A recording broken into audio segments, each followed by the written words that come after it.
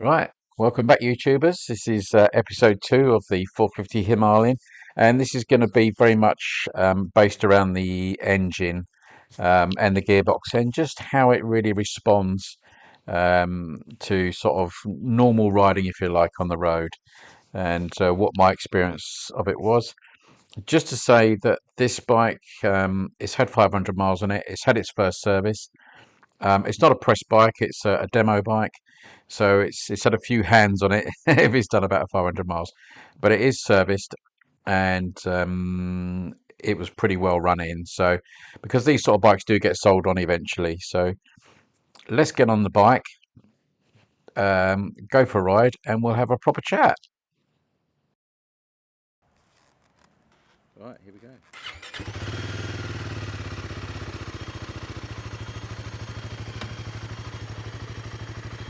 Wanted to give you a bit more in-depth feelings about or thoughts on the engine, because it was certainly once I got off this bike and had a chance to sort of reflect on what I felt about it. I wouldn't say there's any new insights, but certainly I could put it into perspective what I felt about the engine.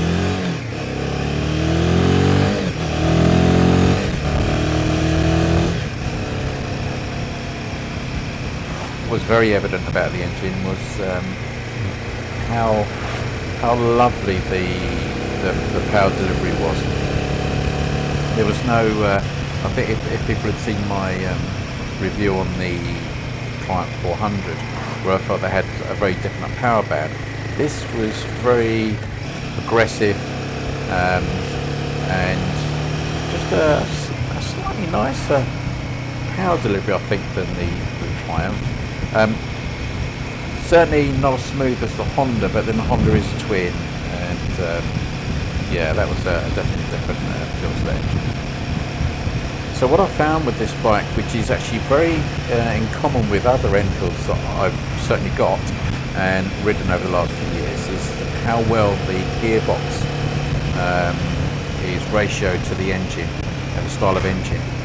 And what I found very evident with this was that you didn't run out of gears, and you had plenty of room in each gear, which is quite common in Enfields, and somehow they managed to get their ratios really nice with their engines. It's similar to the Hunter that I've got, and the Interceptor, where I don't run out of gears. And I'll show you this in this little bit of acceleration we do up this dual carriageway and back again.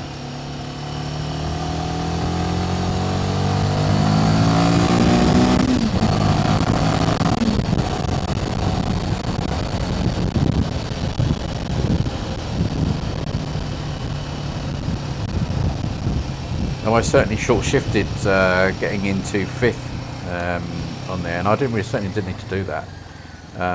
But it will come more evident when I'm going to do some riding when we accelerate in 4th, 5th and 6th, but that'll be later on in the video.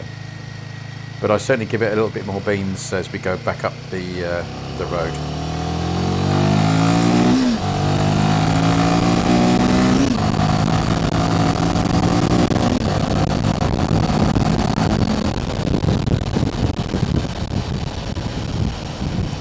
Hopefully you can see how slick that gearbox is, because it's really smooth. So what I'm going to do next is do some testing from 40 mile an hour, and then just leaving it in 4th and opening the throttle.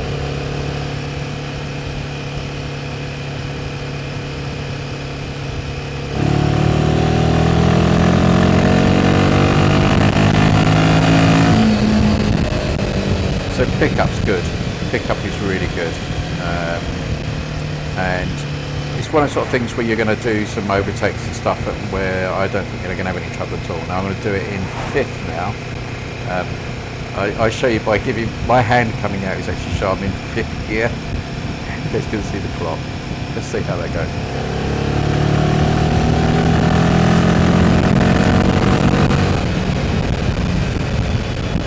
You can see still it's not struggling, it's not hunting, it's really progressing nicely. Really nice, the power delivery on this engine at the moment. Now I'm going to do it in 6th.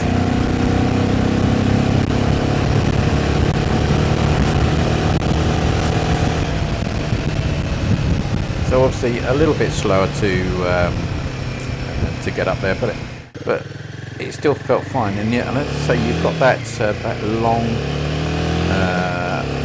time you can sit in gear like that. You didn't have to keep changing down or changing up. You had plenty to play with in that respect.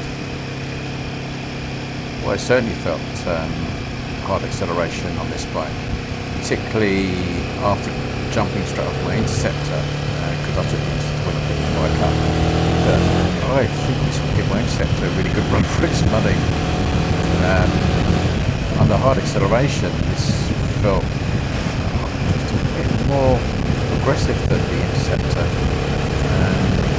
I don't know what other people have felt, but the acceleration was good on this bike, really good. I probably just completely insulted lots of Interceptor owners, which I am one of, and it's a bike I'm really enjoying, and I'm going to do an update on that bike imminently. So don't lynch me for that one. I tried to think what this engine reminded me of when it was under hard acceleration, and this might sound really odd. I remember back in the day I used to drive a lot of Mark 1 and Mark 2 Escorts, and when you really open the throttle on this bike, it felt like an old crossflow engine. And that's going to sound really weird, but you could feel it right through the seat of your pants, not in a bad way but in a really good way, and I found that really enjoyable. But you never felt like you were pushing the engine too hard. You always felt it was well within its capabilities. So I just wanted to go back over a little bit on that. You know, I was talking in the first video about the vibiness of the engine, particularly on the pegs. I wasn't really getting anything through the hands as such, but through my feet I was. I've thought so much about this afterwards. You know, is that something you could address just with a little bit of tinkering? You know, because I know you can take the inserts out of the pegs. You've got the rubber inserts, and you can go with that if you're doing off-road. I think you get a better grip, I suppose. And I just wonder whether you can, by having a little bit of play with a few materials or whatever it is, I'm sure that could be addressed, that thing. So I hope you've enjoyed this little bit, and I've showed you a bit more its engine, how tractable the engine seems to be. And as I said before, once it's well running, I think this will be a very different engine. So thanks for watching, and I'll see you in the next one. Take care, ride safe.